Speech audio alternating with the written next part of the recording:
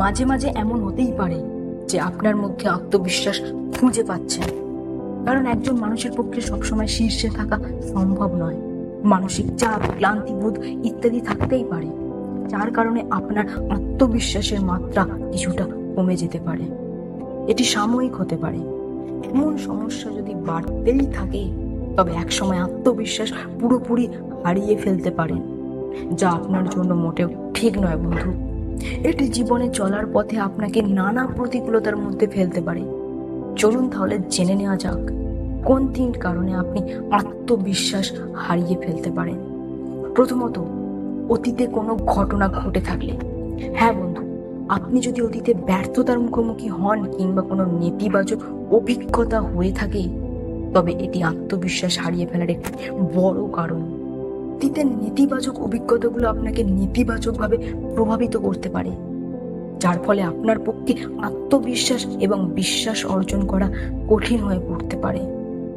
এই অভিজ্ঞতা ভবিষ্যতের প্রতিটি পদক্ষেপে আপনাকে প্রশ্নের সম্মুখীন করতে পারে, যার ফলে আপনি হারিয়ে ফেলতে পারেন আত্মবিশ্বাস। দ্বিতীয়, অন্যের সঙ্গে নিজেকে তুলনা করা।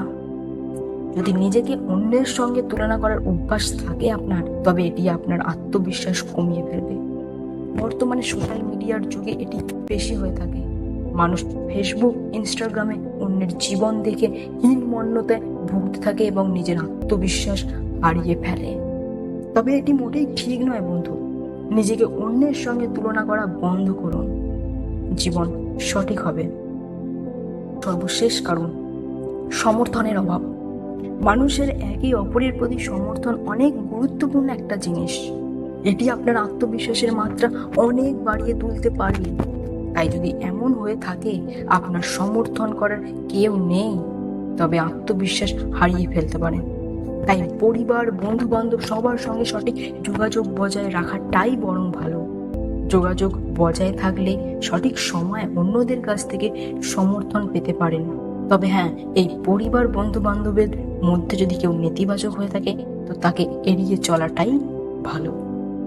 সো বন্ধুরা, ভিডিওটি আমি এখানেই শেষ করছি। ভিডিওটি দেখে যদি ভালো লেগে থাকে তাহলে অবশ্যই ভিডিওটিকে একটি লাইক এবং বাকি বন্ধুদের সাথে শেয়ার করতে ভুলবেন না। চ্যানেলে যদি নতুন হয়ে থাকেন তো অবশ্যই চ্যানেলটিকে সাবস্ক্রাইব করে তবে যাবেন। দেখা হচ্ছে এরকম একটি সুন্দর মোটিভেশনাল ভিডিওতে। ধন্যবাদ।